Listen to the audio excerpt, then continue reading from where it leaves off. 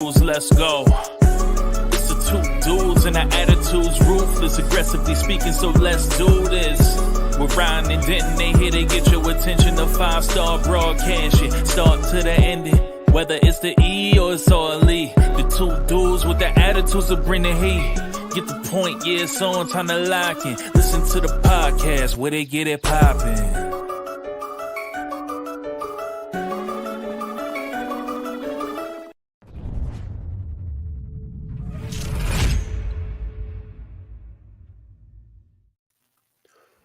Welcome back for the first show to Two Dudes with Attitudes of Wrestling podcast. This is the AEW edition, and this is the last episode of the glorious year we'd like to call 2023. For some of you, you're loving it, and you don't want the year to end, and you're going to hate to count down on Sunday night. But some of you are excited because you think 2023 was a hard year, and you're ready to start the new year off right. I have mixed reviews about 2023 in life, but when it comes to wrestling, I think it was amazing. It was the rebirth of WWE, the start of Triple H era, all sorts of weirdness for AEW, and we're going to talk a lot about that today. So let's just jump into it, because I feel like this is going to be a long episode. We got predictions. We got 3 episodes to talk about. We got a whole lot of Tony Khan. We have an MJF love letter. We got so much crap to do. So let's start.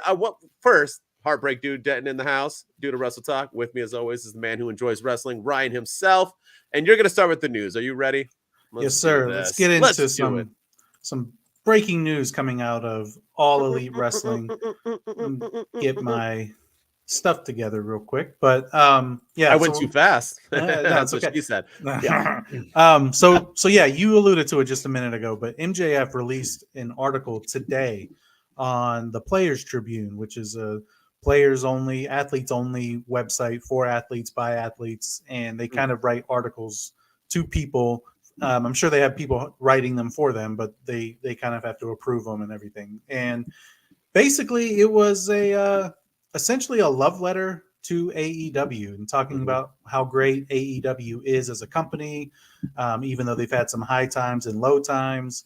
He was praising the likes of Kenny Omega, the Young Bucks. He was praising the likes of Tony Khan, Chris Jericho. He took a few shots at CM Punk, basically saying that every time CM Punk, or every time he did something great, we had to talk about the man eating the muffin, hinting at Brawl Out.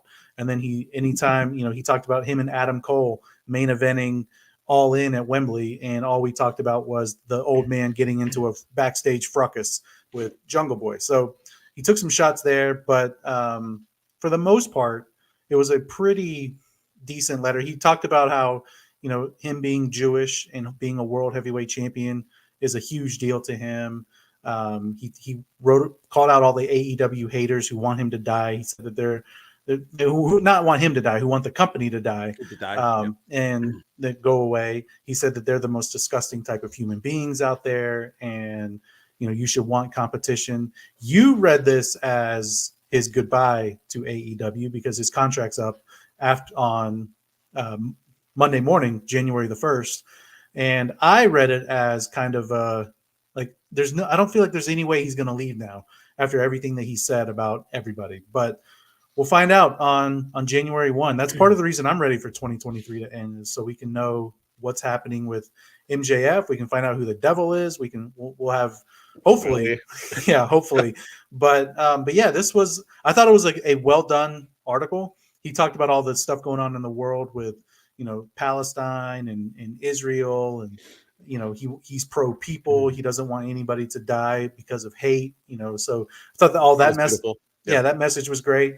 But for the most part, I read it. I mean, we both read it different ways. So we'll see what happens on Monday the 1st when his contract is officially up. Well, number one, he finally admitted that he has a girlfriend, because they were doing the whole, he got dumped on the runway or whatever, and now he's not, blah, blah, blah. But he finally admitted, because he posts with her all the time, or she posts him. I don't know. He's on my Instagram constantly with this girl. So I'm glad he admitted that he was with somebody, because he said he has somebody who he loves and blah, blah, blah. So first things first, let's dissect this, right? when I read this, I knew for a fact everyone was going to take it two different ways, right? You have to, Yeah. because he didn't really say anything. Like, he talked about CM Punk, but he didn't say CM Punk. Everything that he wanted to talk about, he's named, right? So when he talked about Mox, when he talked about Bryan Danielson, when he talked about TK, like, he said their names. He talked about CM Punk. He never said CM Punk. He just made the innuendos and nice little comments. He talked about WWE though. And he talked about them in a highlight. He didn't dog them. He didn't say they were a bad company. He made the little comment about how, AEW will maybe be a little bit more family oriented, I guess, is a nice way of putting what he said, than WWE, which I get. And this is a thing I've always thought about. And there was a comment made by Shawn Michaels too, when he was on a podcast, Busted Open, with Bully Ray, and he was talking about NXT's a family. And Bully Ray was like, well, no, you're not a family, per se. Just because you guys are close knit like ECW was, doesn't make you a family. And I think that's kind of what AEW is. I think they feel like they are a close knit family, obviously until bad things happen, and then they bicker, kind of like a family. And CM Punk was not part of that family, didn't want to be a part of that family. So when he came, it didn't work out, and that's why he left that family to go back to WWE.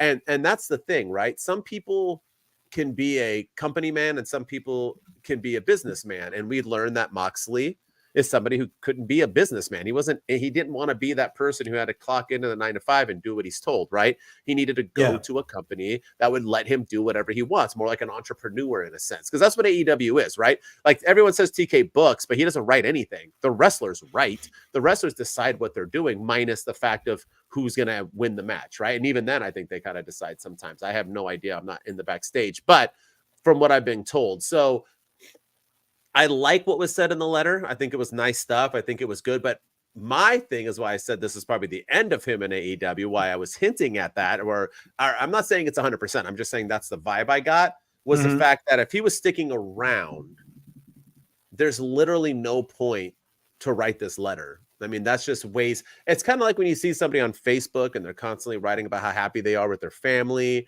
and their wife and posting pictures of their husband because they're the best person ever.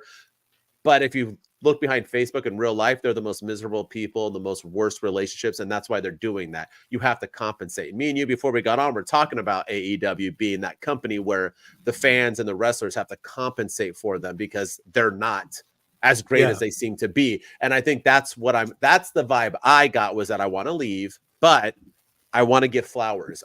You always give your flowers when you're out the door. Not everybody leaves unhappy. I want to make sure that they know that for the past 5 years, which he talked about a lot, that he did his 5 years and now he's moved. To me, it felt like I'm moving on. We'll see in our I can see why. I don't think it has to be January 1st. AEW guys have been wrestling off contract, and he mentioned that as well, that Tony Khan is a very honest guy when it comes to contracts, unlike WWE. He did mention that. Why would he mention that? There were just a lot of things that just made me think, hey, look I'm going to be gone, but there's all these people who are great. Darby Allin's great. John Moxley's great. You guys are going to be okay. Like, daddy's leaving, but mommy's going to take care of you, right?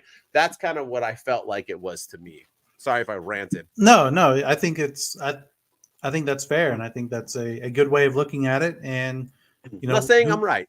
Yeah, who knows though? Because my thing is I would have, because like Bryan Danielson, when he joined AEW, he kind of did something similar. He took out an entire article in like the New York Times, or he did an ad in one of the big newspapers, and basically wrote like a thank you letter to WWE.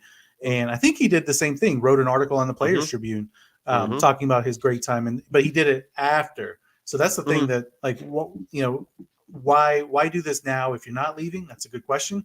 But also, why do this now if you are leaving? Why not wait until after you've left to release this? But he has injuries. Maybe he's gonna lose and move on really quickly, and you're gonna see him disappear. And he wants that to just be done with before he goes through everything for his transition.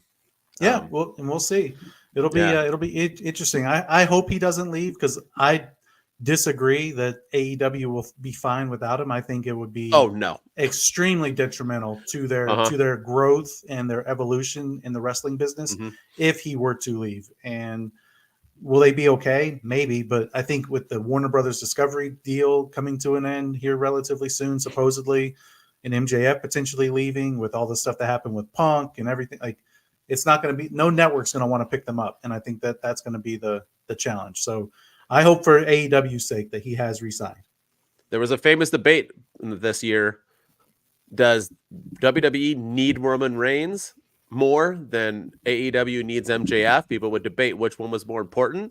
Yeah. I know AEW doesn't show it we'll see on the Dynamite and main event, but to me, AEW needs MJF a lot more than the WWE needs Roman Reigns. Absolutely. And that says a lot because Roman Reigns is the man. So that says a lot. Absolutely. Absolutely.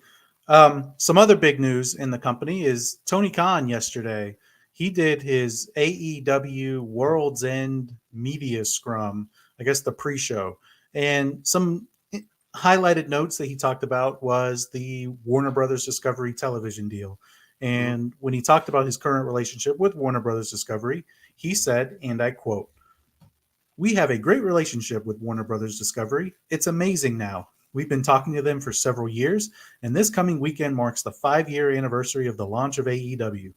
We announced the formation on January 1, 2019, and here we are days away from the 5-year anniversary of that.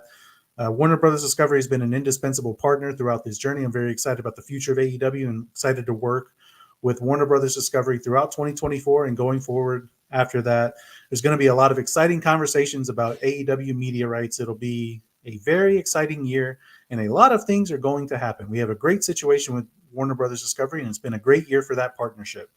Then he goes on to say, "We're under an exclusive agreement with Warner Brothers Discovery. I can't say what the future of AEW will hold for certain, but I know there's a lot of interest in pro wrestling, and judging by the market, I've had lots of interest in Ring of Honor, which I'm holding and looking forward to having an extra card to play in the coming year in such negotiations.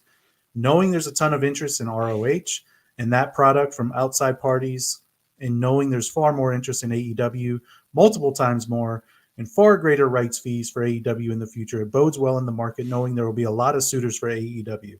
We'll find out for sure as we get closer to the end of the year.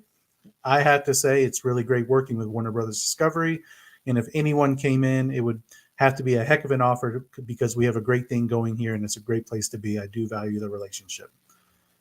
So that tells me they're done. But that's just like the MJF letter. That's what I'm saying. It sounded like the same thing. Like, I love you guys, but thanks. Yeah. And again, who are their suitors? Because why not? And really, like you're holding Ring of Honor, you're playing that card as the extra negotiation tactic. I mean, I don't know. I think I think there might be an interest in AEW for sure, because wrestling's a cheap production to put on. It's something you can count on. New episodes every week. You don't have to worry about season finales and that kind of thing. Advertisements and writer strike doesn't affect it. Yeah. So, but I don't think anyone's interested in ROH. I really don't. And I think if he's holding that card and using that as an extra negotiation tactic, he needs to get a new agent. He needs to get a new negotiator. He needs to get a new lawyer. He needs to do something, because I don't think that's going to be that's not going to be the deal breaker. They're not going to be like, "Oh, well, you're not going to give us ROH. You're not coming to FX." I think they're going to be like, "You need to get rid of ROH. We're going to cancel Rampage, and you can have Collision and Dynamite on our show." But I don't know. I don't know what, but yeah, he talked a lot about that kind of stuff. There was a lot more said, correct? I mean, he was praising people like Riho and praising he said the Devil idea was going to come to fruition at World's End, supposedly. I'm not saying we're going to find out, but we're going to find out. He talked about the decline in ratings, and he said that Raw's also been down for the fourth quarter, and the same for cable television in general. He stated that he thinks WWE would also say being down around 8 to 10% compared to cable is not bad. I didn't know WWE was down because they just had a whole bunch of ratings that were the highest they had all year. So I don't know what he's talking about. He talked about how he's never felt more invigorated than he is right now when it comes to booking for ROH and AEW. He's also stated that he's been extremely happy over the recent run of Collision shows and the ratings that they've generated. He talked about pushing Keith Lee and how this is the right time for Keith Lee and Swerve Strickland. The reason for the long delay was by design, since he's been trying to build up both guys for a major pay-per-view match. He stated that he wouldn't have done anything differently if given the chance, and felt that World's End was both the right time and place for their match. Yeah, he said that maybe they'll hold a women's Continental Classic in the future, but he mentioned that he's going to continue to develop all the talent he can and keep the heat going for the women's division in AEW, which, okay. And Yeah. then he talked about the devil and how we feel like we're getting Yeah. probably going to get a reveal at World's End. So here's the thing. Like I told you, compensation. You're only going to say certain things about certain stuff because it's not true and you want people to believe it to be true. Yeah. This whole entire thing was a bogus thing. Everything that's going wrong in AEW, he literally brought up. The fact that he tried to say that they've been booking Swerve Strickland perfectly since he came. No. I wrote this on X. I know a lot of you don't follow me yet because I'm brand spanking new this week to it. But the fact that he brought Swerve in and did absolutely nothing with it, made him a glorified jobber for the past 2 years, 3 years he's been around. Mm-hmm. And just recently, his song and dance got him over, which had nothing to do with Tony Khan. No. Then he became the hottest wrestler by Tony Khan booking him to beat Hangman twice. That's one thing. And what did he do with him as soon as he got hot? Swerve has lost 2 of his last 3 matches and is now going against Keith Lee a year after they should have wrestled, when Keith Lee is not hot right now. So don't tell me that your bookings, if you think Swerve is here's the thing, right? MJF brought him up about how most billionaire kids, right? Because remember, Tony Khan didn't earn any of this money. So don't act like AEW hasn't made him money. No. The Jaguars, he doesn't even really own, so they're not making him money, and they suck right now. Yeah. The thing is that he has not made any of his own money. A lot of people crap on Donald Trump as being, a rich billionaire kid who was given money. At least that dude, even though he had a ton of businesses go under bankrupt, at least he made some money at some point. Look at Vince McMahon. Vince McMahon, another disgusting human being, had made money on his own, even though he was a billion. Tony Khan has never made an ounce. You guys can quote me on here, write in the comments, hit me up, prove me wrong. I don't see any, and I haven't even looked into him that much. I just know he has not. He's a billionaire kid, and I will give the MJF respect to the fact that, hey, he isn't sitting around watching Netflix and smoking cigars and doing hookers or whatever, because that's what a billionaire's son would do. Is basically what he said. I didn't know that's what they do. But instead, he's trying to run a wrestling. No, the guy is a nerd. A straight nerd. You don't believe me? You should look up how he's rated AEW and ROH's off a nerd website, off of the fact that some guys put in some numbers that nobody cares about this website. Cage match, Cage, and that's what he said. Why AEW is successful is because they said so. They're basically, that's like IMDb. Basically, oh, people like us. Well, yeah, your hardcore fans do like you and they vote for you overwhelmingly, but the majority of the people don't, which we'll get into. But nonetheless, he hasn't done nothing for AEW. Stop getting it. Is he a nice guy? Does he treat you guys good? Sure. But once again, I've always said I would never be a billionaire because I don't have it in me to be a billionaire. Because to be a billionaire and to run a successful company, you have to be cutthroat. You have to be evil. You have to not be afraid to step on people. You have to be that Vince McMahon, Donald Trump type of person. You can't be Tony Khan. Tony Khan's never going to get AEW where they need to be because he doesn't have the cojones to do it. And it just is what I don't either. I couldn't do it. I couldn't break people. I don't have it in me. Can I be successful on a podcast, on TikTok, things that I do for myself? Sure. But I couldn't do it and run things just because I don't have it in me. Even when I was a manager in retail forever, I fired over 200 people in my life. Every single one of them still haunt me to today. It's awful. Even if they're dumb kids who didn't need it, it's not fun whatsoever. So you got to have that. And Tony Khan proved with CM Punk, he doesn't have it. He just doesn't. It's sad to say, but it is. So nonetheless, well, we'll get more into it. But for him to say, do I think AEW is going to find a network if they lose Warner? 100%. Do I think there's a bunch of suitors? I think there's 0 for ROH. I'm literally saying 0. No, big time. Yeah. 0. And I think AEW might have 3 or 4 that want to do it. I think they will. 100%. They're not going to go under, and I don't want AEW to go under. No, I don't either. To act like they have all these people are throwing money at them is the stupidest comment Tony Khan has made. Next to Riho is a star. Those are the 2 dumbest things he has said. So sorry about my rant again. I'm wasting up all our time. It's all right, no problem. And then the last big story is we had 3 major departures in All Elite Wrestling. 2 are VP level, and 1 is an on-air talent. So Raphael Morphy, I think I'm pronouncing that correctly. He was the AEW's VP of live events and touring. And he's been with the company since day one-ish, and now he is leaving the organization, and he's accepted a job of something at the Barclays Center. He's going to be a senior executive with the Barclays Center in New York City, where he resides, and he'll be splitting his duties between booking and sports entertainment events at the arena, as well as working for the Brooklyn Nets owners. So he will no longer be a part of AEW, but he before he joined AEW in 2019, he was big in TNA Wrestling and House of Hardcore. He owns the Signature Moves Productions company. He also spent some years working for WWE in regards to the promotion's live events. He was the individual who brought the idea of hosting the Grand Slam events in the Arthur Ashe Stadium. So probably a big loss for AEW in terms of their touring and their live events. So we'll see what happens with him, and we'll see what AEW does to fill that void. And then the other person that's leaving is Dana Massey. And Dana Massey is what was her title?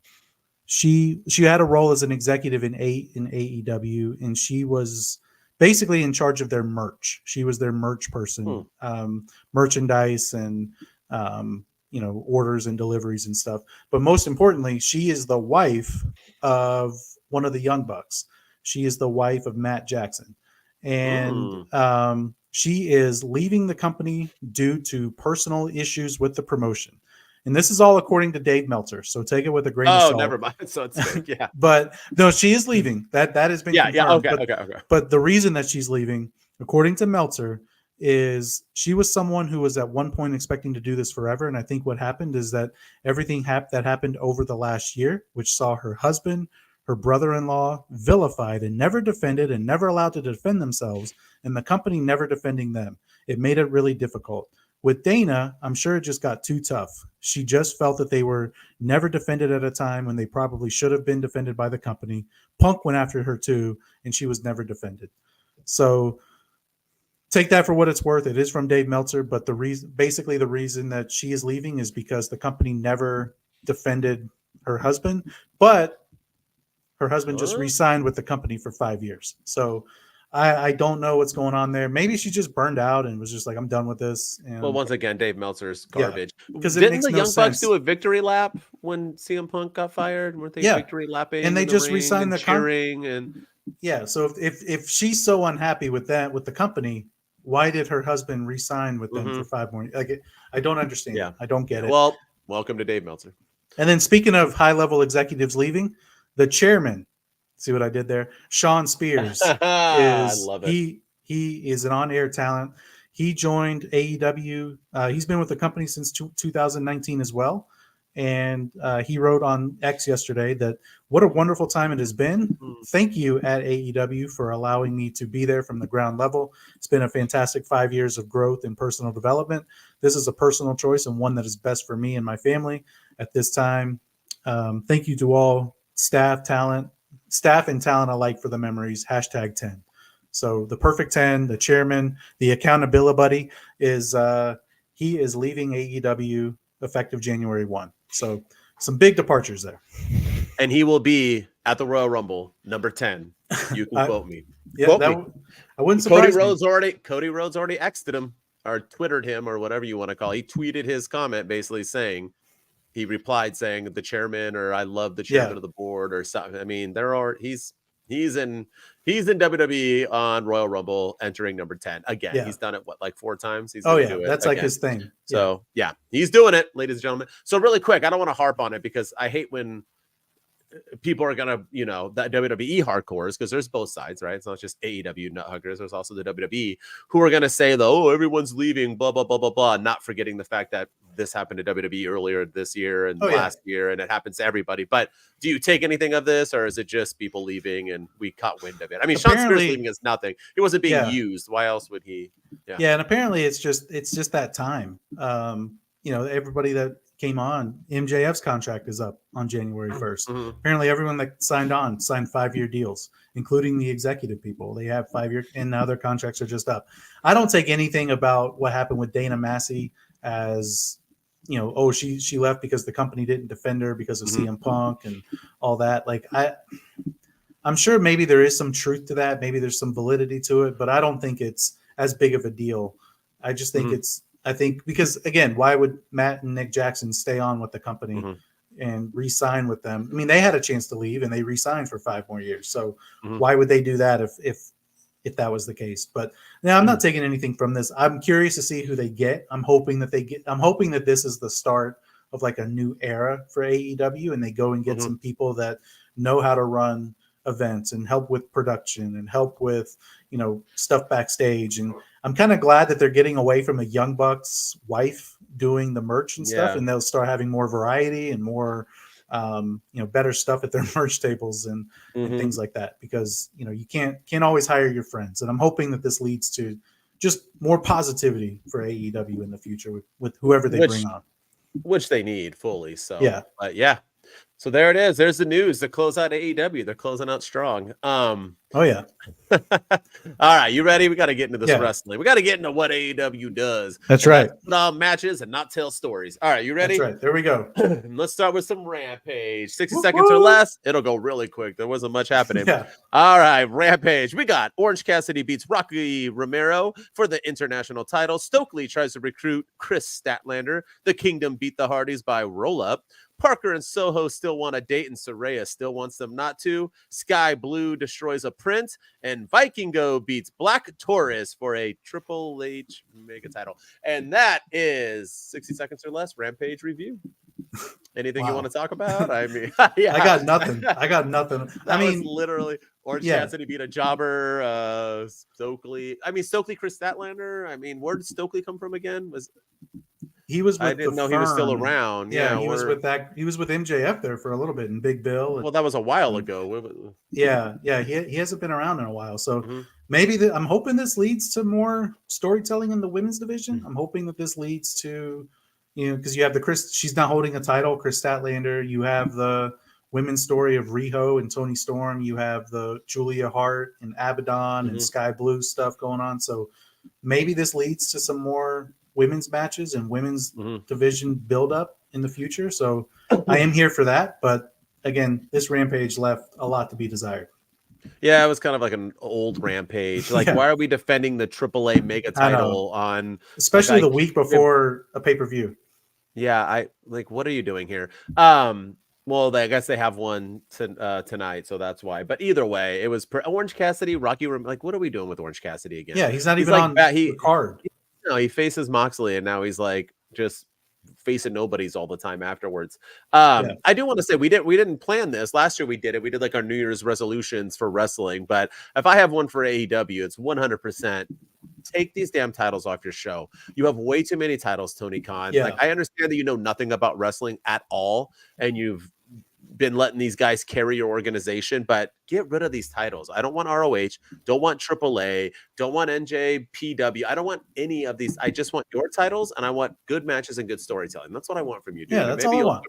And we'll get into more, but let's get into Collision. You ready? We got stuff to talk about on Collision and Dynamite for sure. 60 seconds or less. Let's see if I can do it. You ready? Collision. All right, we have no cold open to start, and Bryan Danielson and Claudio tie, and Bryan moves on in the Blue League. The Acclaimed are back and need a roll-up to defend their titles against Top Flight and Action Andrade. Hook can talk, and he borrowed Orange Cassidy's backpack.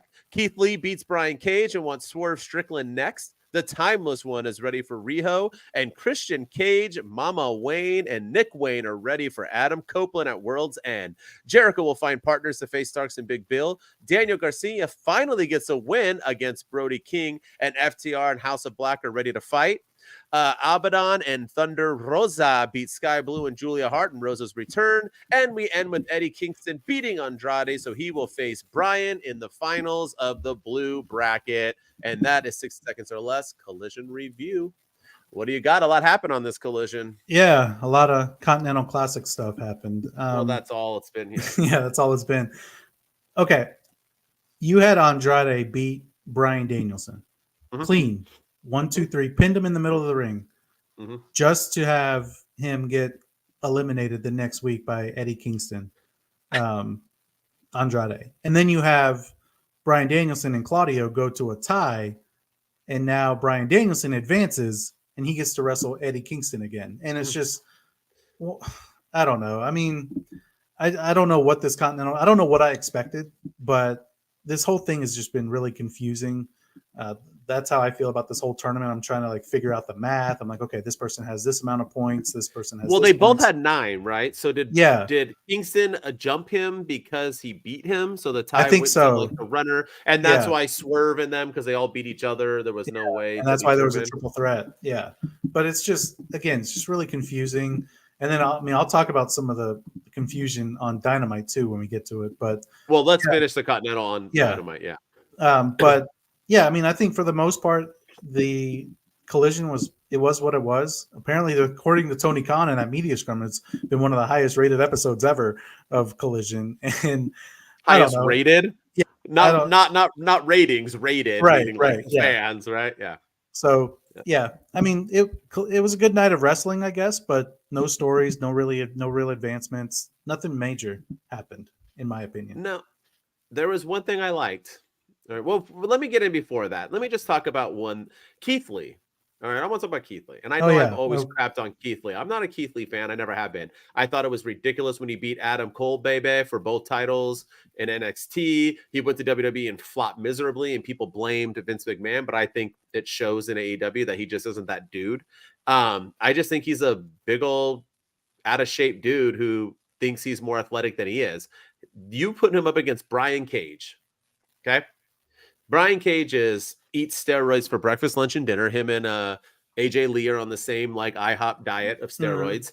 And Brian Cage, AJ Styles, what I say, AJ Lee, yeah. I got something. Yeah, she's probably straight edge. Yeah, she don't do no steroids. Yeah, straight edge. She gets that straight edge. Whenever he gets home from being angry, but they if you watch them in the ring.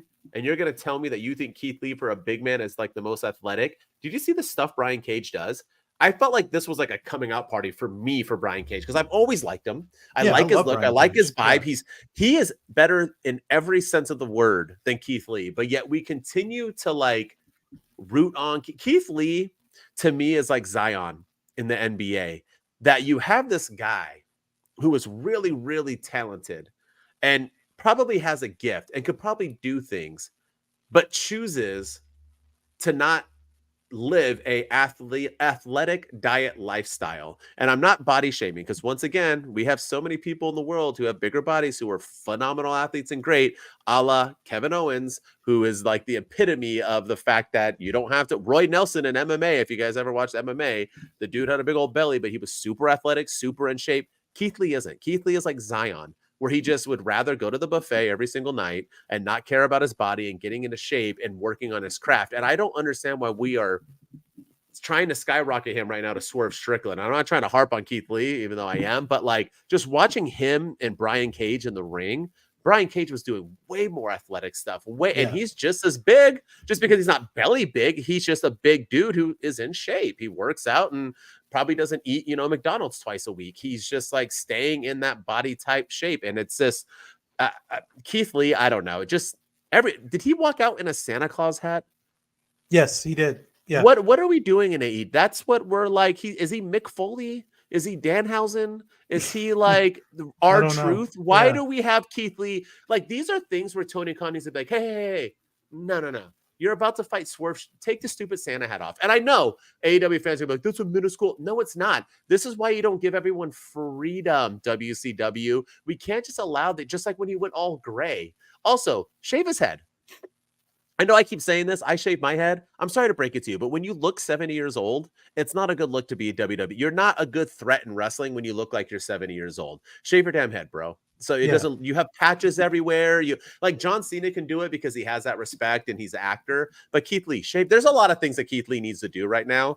Or they need to get him off the screen because to me, it doesn't seem like he's fully dedicated in his craft. I'm going to say it. I just am. And I know I'm a body dude and I always root for the guys in muscular bodies, but that's not it at all because I love Sami Zayn and that dude looks like me body wise. You don't have to look it to be in shape. That's what I'm trying to get at. He just doesn't look like he cares. He just looks like he comes out and does whatever. He's like, I have a match tonight. Yeah. That's what he looks like. And I'm over it, man. I'm over the push and him versus Swerve. What a mistake, in my opinion. Big time, big time. And the other thing too for me for Collision, I love Christian Cage. I love him on the mic. Don't ever give Shayna Wayne the microphone ever again, because that promo was awful. And I thought the whole segment was a little awful too. I mean, Christian Cage, he is the heel in this, and he was getting some good heat, talking about how he scored big that night in more ways than one when Shayna Wayne turned on Adam Copeland, and but just she looked awkward in her delivery on that promo with, I did what any loving mother would do, and I protected my son, and all, like, I don't know. I liked the promo up until she started talking. I like them together. I like Christian Cage, and I like the patriarchy that he's playing. I like that he's the father figure, and I like that she's embraced him as Nick Wayne's new father and all that. And I like them together. I just don't want her talking. It was just not that kind of killed the segment for me. Oh no, I'm gonna sound like an AEW nut hugger. Are you ready? You liked it? I feel completely opposite. It's so fun. I was gonna start with this, and I didn't want to because I wanted to harp on Keith Lee.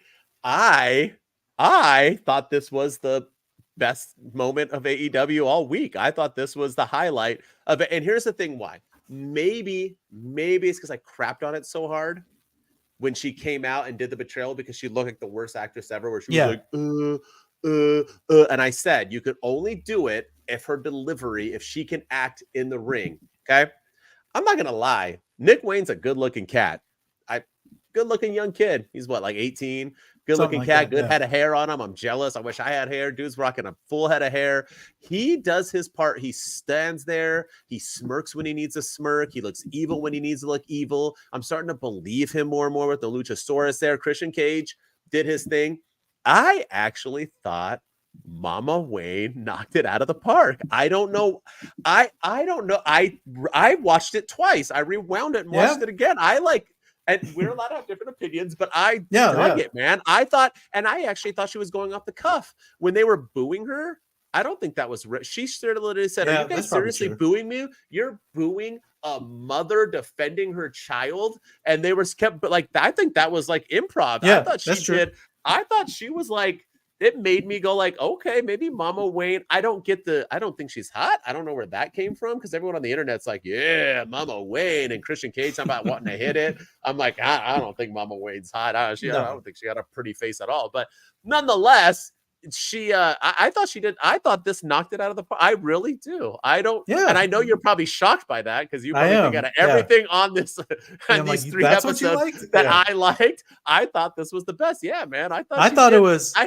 She did better than Buff Bagwell's mom and anybody else who's come. I think she she did. She did her damn thing. I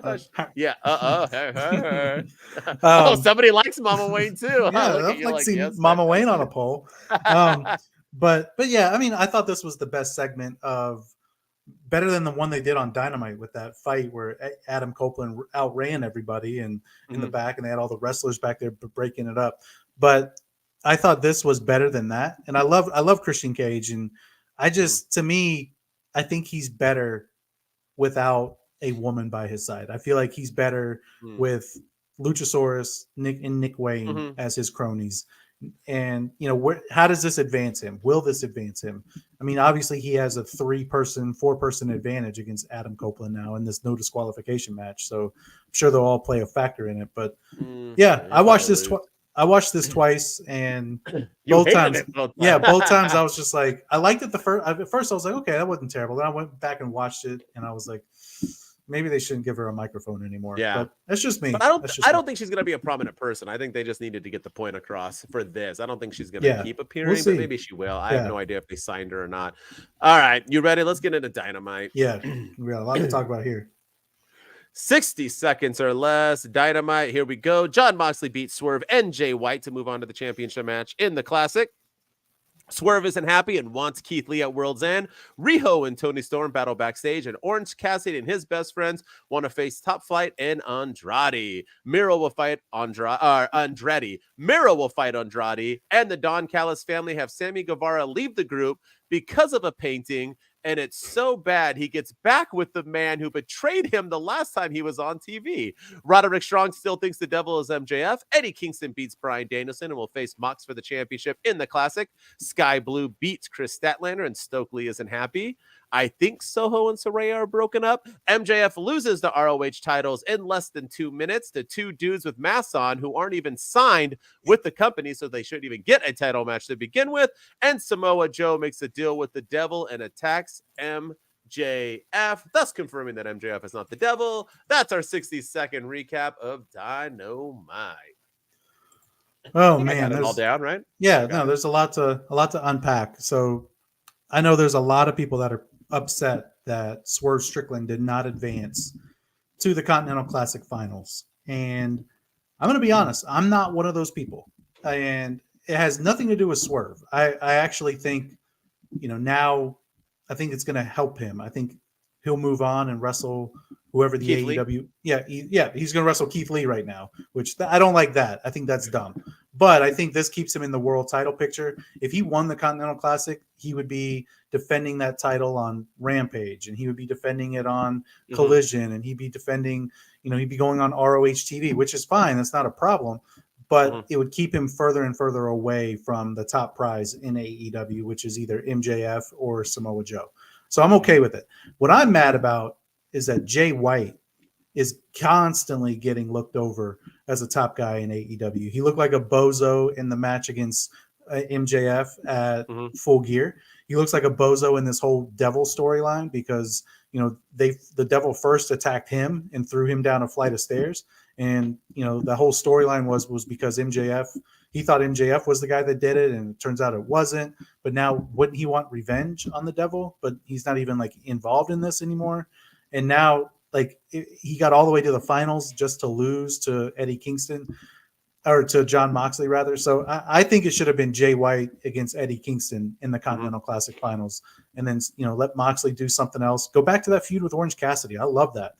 Rekindle that feud, and then have Swerve wrestle Keith Lee and go after the top prize in AEW, which is the AEW World Championship. That's what I want. But I'm more outraged at how they're using Jay White at the moment than I am Swerve. Yeah, I got so many things to dissect in this episode. Well, let's start at the Continental Classic first. But to me, I said this to you offhand, I think this was the worst booked Dynamite I've ever been a part of. I think this might be the worst booked anything I've ever been a part of. I think every single thing that happened in this thing was booked incorrectly. I just have to say that out loud. I don't know why everyone gave this Dynamite an 8 and 9 review. I don't know what you liked about it. I'm not talking about the wrestling. Obviously, these guys are going to wrestle. WWE, AEW, I think we need to get past the whole, was this a good match or not? Of course, these guys are the best of the best in the world in AEW, WWE. Every match they have is going to be freaking good. Get over it. I'm so sick of them saying, and AEW has the same exact match every single, there's flippities and floppities, or no fighties, or bites and punchies and bleedies. Yes, they're all going to be middle good fingers. matches. I get it. Yes, but I'm talking about wrestling. Wrestling is entertainment. Wrestling is a show. Wrestling is a sports, soap opera, nonetheless, for men. That's how it always has been. You need to have good stories, and that's something AEW is not doing, and we'll get into that. But Continental Classic, you started this tournament up, right? Swerve was hot before this Continental Classic started. So if you knew that you had no hope in him winning this tournament, then why put him in it? How many other dudes why couldn't Keith Lee enter for him? Why couldn't somebody else be in this tournament? Because Swerve could have been winning this whole time. You have the hottest guy who just comes off beating Hangman, in my opinion, the match of the year in AEW, and you have him lose twice. I didn't get pinned. Bro, that's a loss. You lost twice out of your last 3 matches that you've had on TV. That's what you do with the hottest dude in wrestling right now in AEW. Secondly, if you're going to have a Continental Classic, shouldn't this triple crown that nobody, including the wrestlers, give a shit about, shouldn't it be given to somebody to push them to build a new star, a la what you did with the international title when you gave it to Pac and when you gave it to Orange Cassidy? You're building somebody. Who are we building here? Are we building John Moxley? Or are we building Eddie Kingston? To me, it seems like TK is afraid of John Moxley. He has to be in everything. He beat Orange Cassidy. If he didn't get injured, he'd probably still be the international. I think he just wants Moxley to have whatever he thinks. Okay, here's the thing, right? The 2 guys in the finals, he thinks too highly of. Okay, here's my thing. Ready? I got to try to get this out. This is why AEW will never evolve to where they need to go. This is why AEW will never be the WWE right here, because we have Jon Moxley and Eddie Kingston fighting for a brand new title.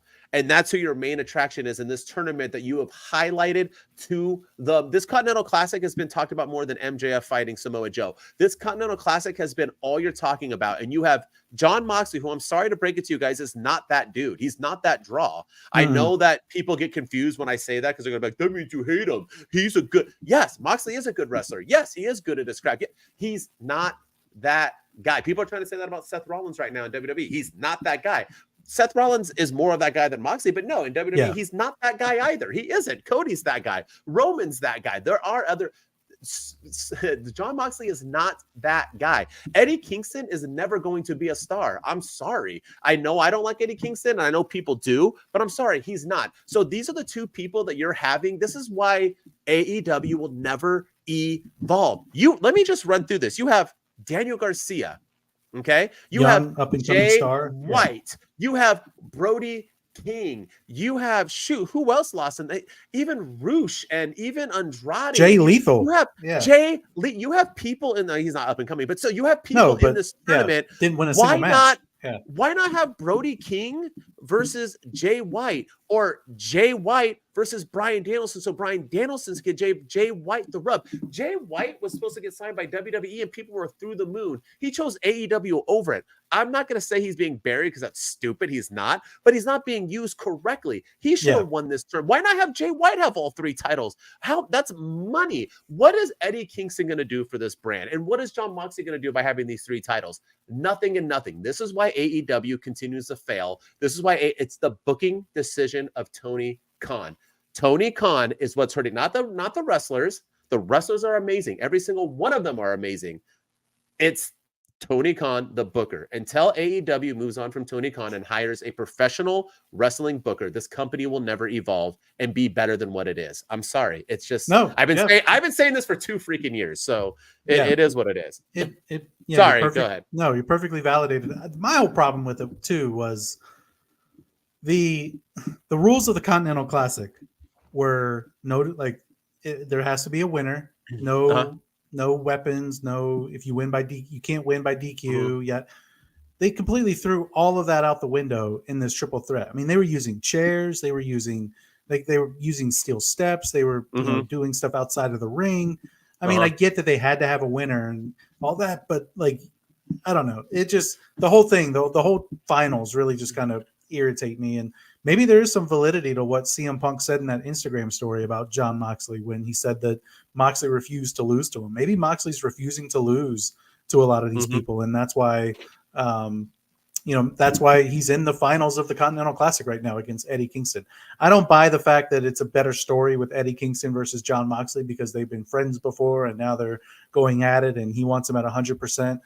No, I don't believe that. I think Jay White versus Eddie Kingston would have been a better story. I think Swerve and Eddie Kingston would have been a better story. I think I think Daniel Garcia and Brody King would have been a better, have an up and coming, build somebody out of this and not Moxley or Kingston. And I think that's where they missed the boat. Oh yeah. I can literally give you play-by-play on what Moxley and Kingston's going to be. A match by move of what it's going to be so predictable and boring. Everybody's like, it's going to be a banger. Why? Because they're going to bust each other open, punch each other, and miss spinning hits and act like they're drunk. Cool. I'm totally in. Let's talk about awful booking, by the way. Can we just talk about the Don Callis thing? Can we talk and the fact that I'm assuming it was fake glass, but did you see the crowd when they were shattering the pictures and it was hitting the people in the first rows? They were legit like, what in the world? I'm assuming it was fake glass, even though it was right? Because it went all over the ring. But still, I mean, that was bizarre. But can you enlighten me? Okay? Can you enlighten me? Sammy Guevara hasn't been on the screen, correct? No. Since he got kicked in the nads by Chris Jericho, right? Or whatever happened. He got kicked in the nads, right? He kicked Jericho. He betrayed Jericho. Oh, he kicked Jericho in the net. He betrayed Jericho and hugged Don Callis. Heel and joined the Don Callis. He literally got hurt instantly. Was not on TV again for 6 months, right? Yeah, he got a concussion. Then he had a baby. Jericho was feuding with Sting in between there and other things, and then he randomly became a babyface all of a sudden, right? Because then he was like feuding, and then he went. fast forward, the first time Sammy Guevara is back, and he is mad at Don Callis because he didn't check in on him and because he put his baby in a picture. And so instead of just like betraying them and saying like, thanks a lot for not loving me, he gets back with the guy he just betrayed for Chris Jericho. So please explain to me. And then Sting and Darby save Chris Jericho and Sammy Guevara. Just explain this whole. What's the Don Callis family doing? Why did they have Sammy Guevara double turn back to back on?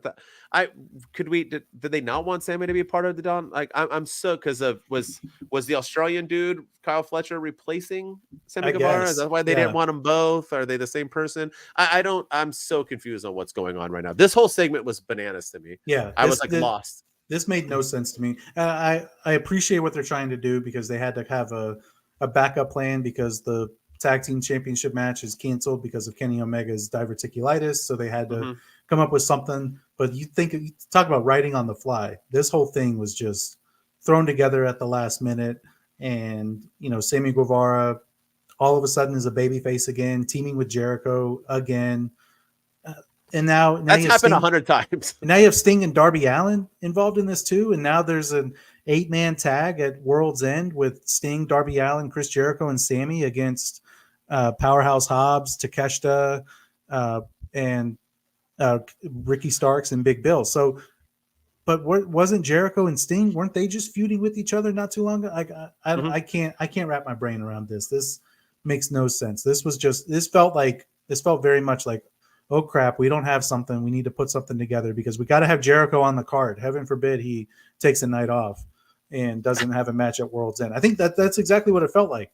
And then why not have him and Guevara versus Big Bill and Ricky Starks for the tag titles? Why not defend the tag? He was going to find a partner, not a whole crew. Yeah. Why not? He even said, I'm going to find a partner. So why not build it up, wait until we get to World's End, and then Sammy Guevara comes out as his partner, and boom, there's the match. And then after the match, Don Callis is, what's going on? Why did you do this? I thought you were with me. And then Sammy Guevara turns on him and then cuts the promo saying that, you never checked in on me. He checked on me more than you. He's been something like that. I think that would have made more sense. I still wouldn't have liked it, but it would have made more sense than what they gave us. So what's the over under? What's the over under that Sammy Guevara betrays Chris Jericho at World's End? What's the over under? I'm going over. He's going to go right back. I think he's going to turn on him again. And then I also feel bad for the entire Don Callis family because a while ago these guys were white hot. Takeshita was one of the biggest heels in the company, getting massive heat. It was one of the, he was made a star by beating Kenny Omega not once but twice, and clean too. And he was getting massive heel heat every time he was out there with Don Callis. Now he barely gets a reaction. Don Callis hardly gets a reaction. Powerhouse Hobbs had them.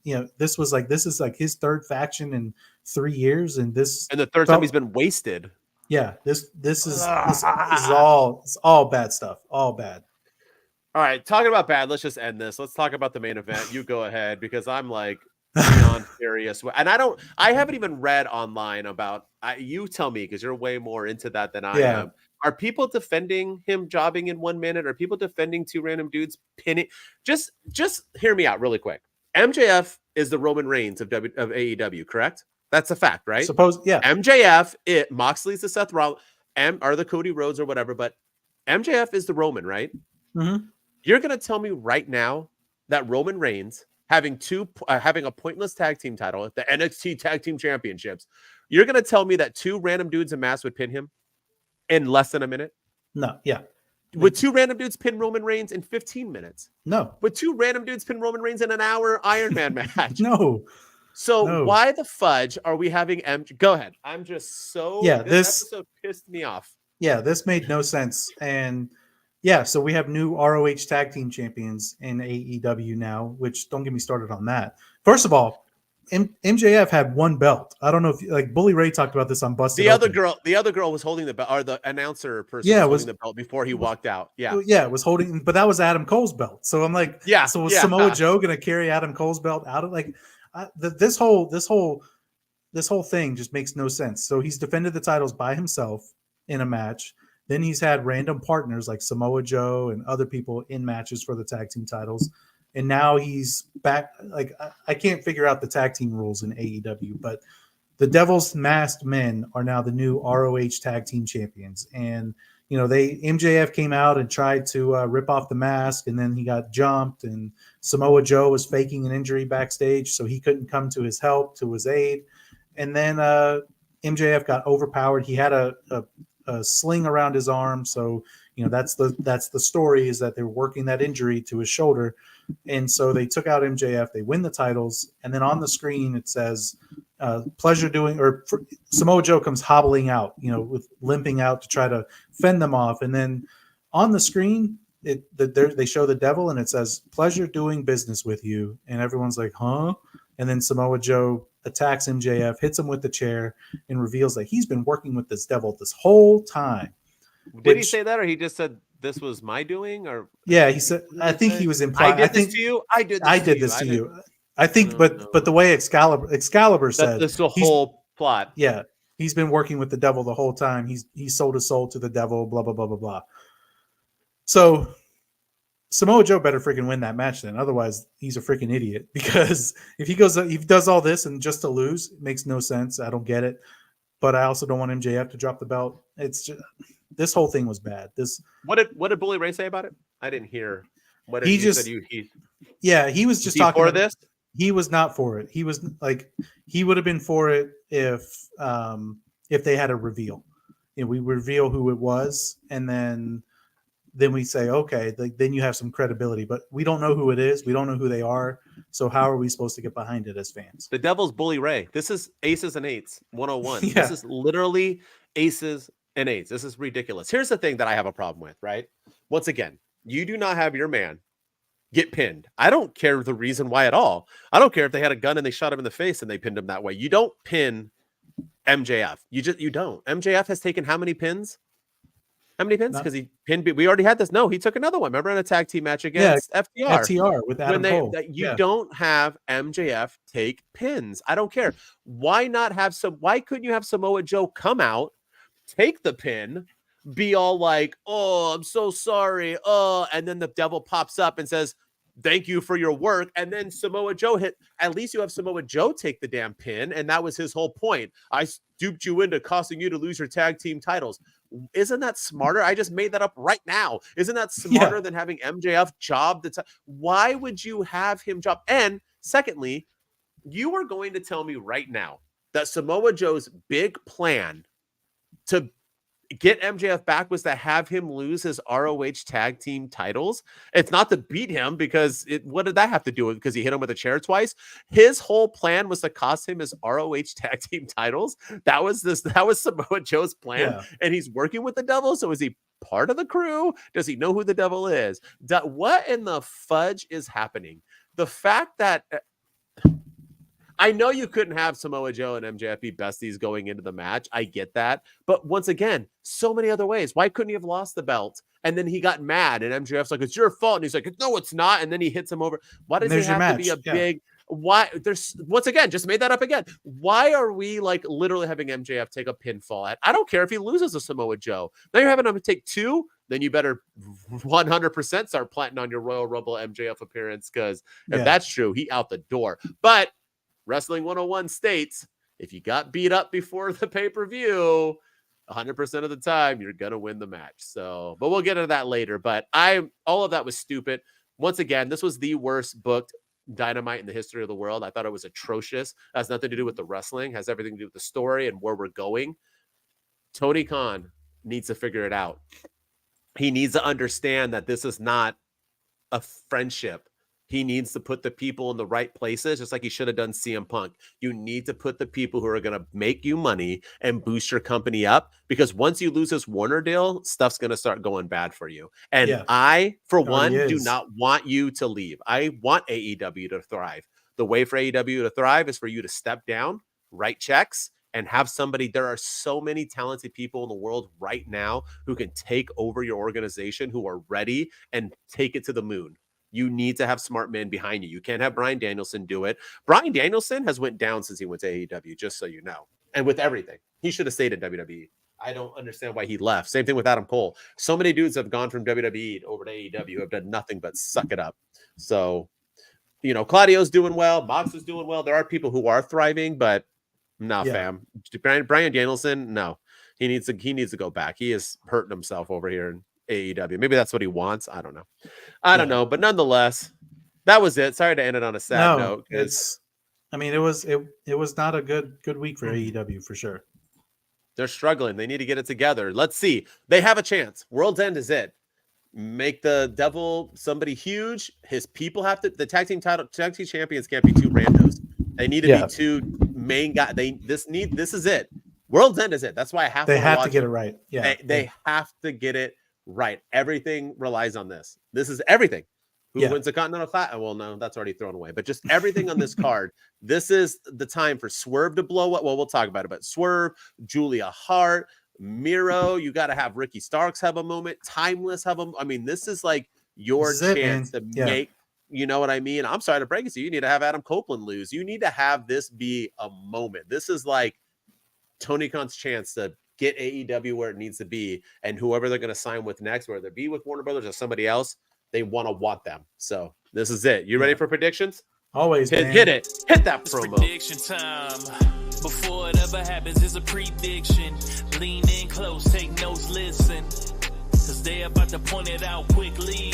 All the things that you didn't see is getting called like plays at the line of scrimmage. You can take it to the bank, the dudes ain't tripping. They've been seeing what's coming for a good minute. It's prediction time. Yeah, let's get it. These predictions are going to be hard. I don't know if I need to predict who I think is going to win or who should win. Maybe we can do both. I don't know. I've been talking too much this whole episode. I'm sorry, Ryan. No, you're fine. Go ahead. This whole week just upset. And I watched it all yesterday, all three. Maybe that's why I'm so fired up. I didn't have time to sit on them. All right. FTW Championship. We got 2-0 hours because, you can't have an AEW pay-per-view unless it goes for 16 hours. We got Hook. Starts at 2 o'clock p.m. Eastern, too. Yeah. By the way, did Hook all of a sudden gain a New York accent? I know he's from New York because of Taz, but all of a sudden he was like, yo, man, forget about it. Yo, it's Hook. Let me get my belt out of my backpack that I bought for Orange Cassidy. It's on. Yeah, I remember the last time he spoke. The last time I heard him speak, he was very not New York. He was like, "Hey Tony, why don't you give Orange Cassidy a shot?" And that was like it was the time where Molly. It was Moxley versus Cassidy on that Tuesday Night War episode of Dynamite. He was like, "Hey Tony, why don't you give?" Now all of a sudden he's on a Brooklyn steps with two drug dealers up on top of him, and he's like, "Yo, Wheeler, you about to get finished, bro? You swimming with the fishies tomorrow." Oh my anyway, gosh. Was it not true? Oh, and by the way, doesn't Wheeler Yuta have a title? Is it not up for grabs? Or did he lose that title? No, he still has it. I think he's the pure championship. I don't know. They had. Did he lose at that last random pay per view? He they may had have. Nobody watched. Yeah. All right. Hook versus Wheeler Yuta. Who do you got? Hook. I don't care. Forget about it. It's got to be Hook. It's got to be Hook. Yeah. Yeah. Why did he have the backpack? I thought that was an Orange Cassidy thing. Just because they're friends now. I guess so. All right. We have a 20-man battle royal. Please tell me who's in it. It's for the TNT Championship #1 contender match. I don't think we know who's in it. They haven't said anything. So I didn't miss it. Okay. Yeah. So it's I'm sure they'll tell us tonight on Rampage. By the way, there is no episode of Collision this week. So because the pay-per-view's tomorrow, they're not doing it. Instead, they're doing a Marvel movie marathon to get on TNT to get ready for, I guess, New Year's. I think they do this every New Year's, just like they play Christmas Story for 24 hours on. I love a Christmas Story. Yeah. But, there's no Rampage at all? No, there's Rampage. There's no Collision. Oh, no on Collision. Saturday on Saturday. But anyway. Oh, got it. All right. I have a feeling that somebody like Wardlow is probably going to win this, or this is the time for a big return. Somebody that's been missing. I can't think of anybody off the top of my head, so I'm just going to say Wardlow is probably going to take this. All right. I'm going to go with, let me see who's around right now. You know what's funny? I was thinking about Nick Wayne as like a joke, as he can, whatever. I don't know. I'm going to go Sheldon Benjamin. All right. You ready? Swerve I like versus Keith Lee. Let's go. This is the match. Dude, these two guys have been built up. Keith Lee has been built to the moon as of late. This match is, I've been waiting a year. This is the match I've been waiting for over a year. Yeah, long-term storytelling at his best right here. Let's go. Swerve. He's going to swerve when he drives. He's going to swerve with Keith Lee. They're going to swerve in their glory, and Swerve is going to take this victory. This is Swerve or we riot. So I got Swerve winning this, and I'll tell you about what I have him doing in the future. All right. TBS Championship. We got the gorgeous, perfect Julia Hart versus the Abaddon. Is she a Abaddon! monster? Is she a monster? Is that what she is? Like every time she comes on screen, I think of that part in the John Cena theme where they go, and then she says, I think that I'm always thinking they say Abaddon. Whatever, she's funny. Yeah, no, but Julia Hart's winning this. She didn't win it at Full Gear just to lose it the next week, and Sky Blue is probably going to help her. Yeah, oh for sure, they are the best thing going on in wrestling right now. Yeah. I got Julia Hart winning as well. No point to take it away from her. All right, Miro versus Andrade El Idolo, who is leaving the company to go work with Charlitio. So who do you got winning? Right, he's leaving, right? As I said, that's what the reports are saying, that the report came out. It was like WWE officials expect Andrade to sign with the company, and then you read the article and it's like he could also re-sign with AEW if they offer him more money. I'm like, oh, Dave Meltzer. Was that Dave Meltzer? I didn't say he wasn't going to. Yeah. I said maybe. Yeah, it's clickbait journalism at its best. But well, and him and Charlotte are back together, so that's why he's going. Because why do they always break up? Doesn't he have issues? He doesn't hit her, right? But he has I don't know what they have problems, right? Because they always break up because of him or something. Yeah, I don't know. It was Alberto Del Rio. I don't want to start room. That too. Alberto Del Rio was hitting women. He beat up Paige. Yeah, beat up Saraya. That's right. Okay, that's right. Yeah. But Andrade and Charlotte have problems. They just always breaking up and getting back. I think together. they're just because they're married, right? I think so. I'm not really sure. I'm not sure if they're married. I think they are married. I think they are. Yeah, but I'm going with. I'm going to go Miro. I think Miro's going to win this. I got Miro too. And for the record, I don't think Andrade is a bad dude. I think he's a great guy. I just think that now they're posting all these pictures about them smooching again. So I'm assuming that means they've been all over the internet, like kissy, kissy, kissy. So, can't kiss from AEW to WWE. All right, let's do your 8-man tag that you just told me about. It's the 8-man tag All Stars. And by All Stars, it means all the people who didn't win the tournament. I know. Losers. It's like the NFL nowadays when they do the Pro Bowl. But and everyone who goes to the Super Bowl, they can't be in the Pro Bowl because they're in the Super Bowl. So all right, we got Danielson and Claudio, Briscoe, Garcia versus King, White, Lethal, and Roosh. Oh, there's a lot of J's in there. All right, yawn. I think Team Danielson's gonna win. Yeah, this is the most pointless match out there. I think Jay White's team should win. Brody King, Jay White, and Jay Lethal and Roosh. Sure. But I think Danielson's team's gonna win. The BCC and Briscoe. Yeah, Jay Lethal, the only dude in here who hasn't won in a month, but we'll see. He'll probably take the pin too. Yeah, he probably 100% he is. So I'll go with Danielson too. I don't really give two rats. All right, 8-man tag match. We got Ricky Starks, Big Bill, Kyle Fletcher, and Powerhouse Hobbs versus Chris Jericho, Sammy Guevara, Sting, and Darby Allin. Who do you got, and why is it Sting and Chris Jericho? Yeah, that's who it is. It's going to be Sting and Jericho and Sammy Guevara. And I think Kyle Fletcher, I think they replaced Kyle Fletcher, and I think it's now Takeshita in the match. I thought it was the other way around, wasn't it?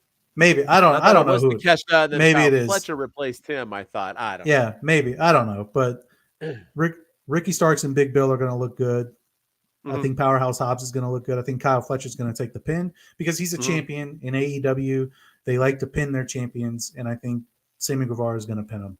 And and maybe after the match, Sammy Guevara turns on Jericho again. That's the only way I see it happening again. Yeah, but they're not going to have Sting lose on his farewell tour. No. All right, AEW Women's Championship. We got the timeless one, who I'm starting to love more and more and more. I said I might. Starting to come on to me versus Riho, the girl who looks like she's 14 years old, although people defended that as well. No, because she's small. That's not why she looks like she's 14 years old. She sells, but she sells pay-per-views. So. She does. I heard she that's a ratings queen is what I hear. Go ahead. Who do you got and why is it Riho? It's not. It's Tony Storm all day. I think that who's that girl, Julia, or the girl that's all over Tony Storm right now? Mariah May. I think she's going to play a part in this because she said she's making her debut on Dynamite next week too. So and she's kind of Tony Storm's lackey at the moment. So I think she's going to cost Riho the championship or cost Riho the match. Help Tony Storm. Although it's hilarious because Tony Storm still doesn't know who she is on Dynamite. She was like, "Who are you, my darling?" And she's like, "It is pretty funny." Yeah, That's I hilarious. love Tony Storm right now. The I'm telling you, it's Dina like growing Maite. on me. It's Oh because they're man. not doing her stuff during commercials anymore. It's like they're Thank you. That actually letting her yes. cook. Yeah, and like Yes. Ruby Soho is a fraud because she doesn't have green hair. I don't know who this Yeah. imposter is. Oh, it's Mhm. good stuff. Good stuff. It is so everything about her. It's just and the black and white. They even go to it when it's the ring to the outside where Yeah. she is. It was going from color to black and white. It's awesome. hilarious. It's good stuff. Yeah. Hilarious. If he can only figure out how to make it like her always black and white. I know. Like her whole match, she's just black and white. I know that was so. That funny. would be come on, TK. You're a billionaire. You could figure it out. Come on. Out. They did it in that movie with Spider-Man back in the days. What was it called? Pleasantville. They were black and white in a color movie. You could make her the Wizard of Oz, man. Yeah. Did it? Come on, you can do it. All right, let's get some continent. This is that's where my money would match go of if the I'm night, buy it. I want to see Eddie Kingston versus John. You know how many people are saying this is the match of the night? That this is their dream match. If your dream match is Eddie Kingston versus John Moxley, bro, you got to go back to watch wrestling. Watch some real wrestling. Who do you got, and why is that Eddie Kingston? I think it's Eddie Kingston. I really do. I think it's going to be Eddie Kingston. I feel like that's the reason he put the belts on the line in this tournament to begin with. I think that this is the reason that it's kind of been his story this whole entire tournament. So I think it's going to start with Eddie Kingston putting the belts on the line to ending with Eddie Kingston winning not one, not two, but 3 championships. And hopefully this means, because I'm not an Eddie Kingston guy either, hopefully this means he's going to be more on the ROH side, maybe on Rampage, defending these titles, and less time on Dynamite, but we'll see. I'm not going to lie. I think this is the most predictable card in the history of wrestling cards, but we got to have a upset somewhere, right? Something that the fans don't think is going to happen. I think John Moxley has dirt on Tony Khan or his son in real life. I don't know what it is, but I'm going to go John Moxley. Something. Ew. Better get a microscope for that one. There's got to be there, right? Dude's like 4'2". It's not the size of the dog in the fight, man. Oh, is it? All right. You're tall, so you don't have to defend. You're a tall dude. John Moxley. I think he's gonna win. I just see it. I feel like TK loves him. He wants Mox to be that guy. Even though when you go back and you look at Moxley's title reign and you look at MJF's title reign, the fact and how you think Moxley is a bigger person than MJF is beyond me. They're doing the same thing, defending the titles all the time, being thrown in your face, and I don't know. But I got Mox with the win. I'll take it for sure. Yeah, for sure. All right. Christian Cage versus Adam Copeland, TNT Championship, no disqualification, which is probably in Christian Cage's favor. Who do you got? I actually think this is going to be the one where there's going to be a title change. And I think they're going to finally put the belt on Adam Copeland. I think he hasn't had gold in 3 years since he came back from his retirement. Mm-hmm. And I feel like now is the perfect time. He lost the first time. He's going to win this one.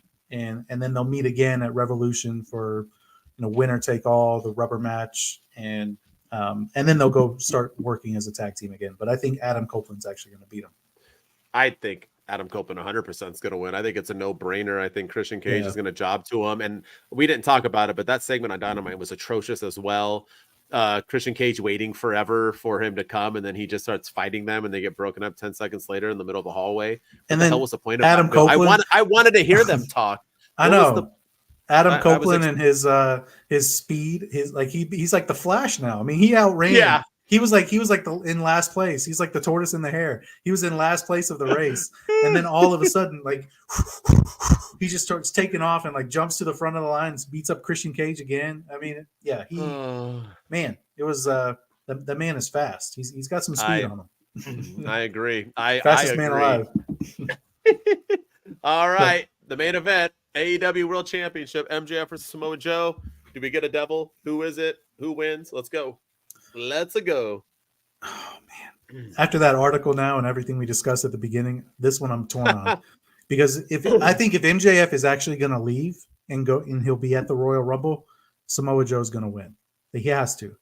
I think MJF is going to win. I think he's going to beat Samoa Joe. He's going to find the way. He's going to go a full calendar year holding the AEW World Championship.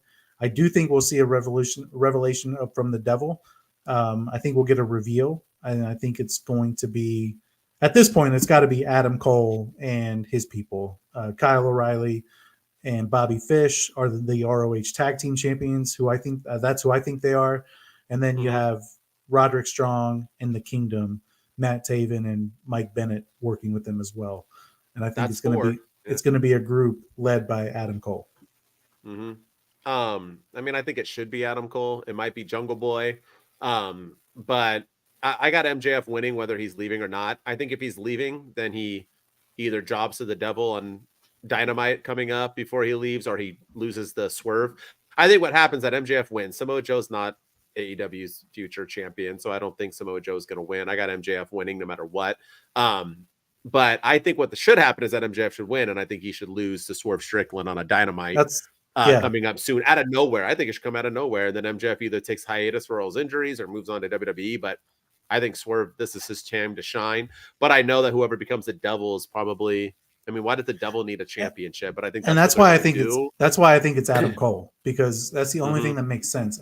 We said at the very beginning of the year, before all this stuff happened, that Adam Cole was the right person to dethrone MJF, and then they became besties, and now Adam Cole was the reason that MJF was he told MJF to trust Samoa Joe, and Adam Cole was the reason that he did that. So I think the story's making more and more sense that it's going to be Adam Cole, and him and MJF being besties was all a lie just to get to his title. So I think it was always Adam Cole, and I think his injury is what messed it up. I think we got the reveal already. I think that's dragging on because, and they use Samoa Joe as a tool to get to where they need to get to. But all right, but they have to get this right. They have to get it right. They cannot. It can't be something stupid like, oh, the devil is the Bullet Club from New Japan Pro Wrestling, and or it's Okada. Like, no, it's got to be. You got to get it right. You have to get it right. It's the Don Adam Callis Cole, right? family. Has it? Oh my God! Has it went? It's Tony Khan. Has it went on so long now that you think even if it is Adam Cole, it's just not going to feel right because it's been so long? Or now they fumbled that. I think. I mean, we've always said predictability in wrestling is not necessarily a bad thing. So I think if it is Adam Cole, I think it makes sense. I think, that's all I want. I just want it to make sense, and I think it'll be. I think people will probably poo-poo it anyway because it's AEW, but I think Adam Cole is the right person, especially if it leads to him getting the title. And maybe they get Britt Baker back involved. Maybe she's somebody involved in this whole thing. I think she is in it too. I think so. And that brings life to the women's division. And she says, okay, I'm targeting all of you women now. Ruby Soho, I'm coming at, or not Ruby Soho, Tony Storm, I'm coming after you. Or Julia Hart, you think you're dark, well, I'm the devil, bitch. And then boom, there's your TBS championship right there. So that's what I'm hoping, is that it kind of breathes some light into all areas in AEW. And I think it can if it's Adam Cole. And why can't Britt Baker be the devil? Yeah. And then Adam Cole be like, oh, bro, I didn't know. I'm so like MJF. I swear. And MJF's like, all right, I believe you. I trust you because we're best friends. And then boom, low blow. Bam. Yeah. Yep. And then he's like, I'm in on it. I was one of the people betraying you. So you're welcome, the new. You can have it. It just don't have it be that Adam Cole is one of the ROH tag team champions. Because he was already the ROH tag team champion. So like, I have a feeling it's going to be like, it was me and Kyle O'Reilly. We're the tag team, but it was like, so you pinned me when you already had the belt. Like, it's because I wanted my friend Roderick Strong to be at least Roderick didn't do all the stupid yelling for every name this week. That was the dumbest thing. Just stick to Adam. We don't need. I know. Renee, Maxwell, Samoa, Maxwell. We don't need it for. It only sounds funny when it's Adam, bro. And he's part of the mustache crew. All right, there you go. We went on way too long because of me. I apologize. I couldn't shut up about how great AEW was this week. Two dudes with attitudes. We're saying we wish you a happy new year. We hope if you had a rough 2023 that it picks up from 2024. And if you had a phenomenal 2023 that it even gets more phenomenal in 2024. We are planning on blowing up this year. That's our goal on TikToks, all streaming services, our podcast, everything we do. That's what we want to do. We just want to be bigger than what we are because we want to do this for a job. We want to do this for a living. So we hope you guys appreciate it, like us, love us. We're looking forward to two dudes in 2024. And man, keep subscribing, keep doing your thing. As always, I'm the dude of Wrestle Talk, the Heartbreak Dude, Denton, and with me as always is Ryan enjoys wrestling. We're on every podcast platform out there. So go follow us, go review us, go rate us, go listen. Every download helps. Everything's an algorithm these days. So everything you guys can do contributes to that. So yeah, much love, much appreciated. And new year, new us. And we're going to blow up in 2024. Two Let's dudes go. with attitudes, let's go. It's the two dudes and our attitudes, ruthless, aggressively speaking, so let's do this.